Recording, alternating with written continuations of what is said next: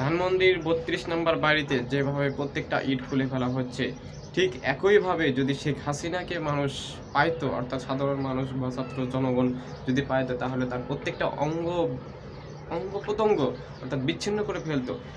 একদম কি যে একটা জাত অবস্থা করে ফেলতো সেটা অনুমান করা খুব মুশকিল। এরকম মানুষ বাংলাদেশে অনেক আছে যারা পশুর চাইতে হিংস্র। তো বাংলাদেশের মানুষ সবই পারে, আবার বাংলাদেশের মানুষের মানবতাও অনেক।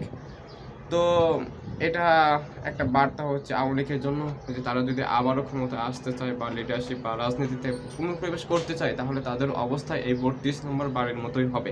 তো এটাকে সাধারণ জনগণ বা ছাত্র জনতা ওয়ার্নিং হিসেবে প্রেরণ করা হচ্ছে, যাতে তারা আবারও ক্ষমতায় না আসতে চায় বা সাহস না পায়।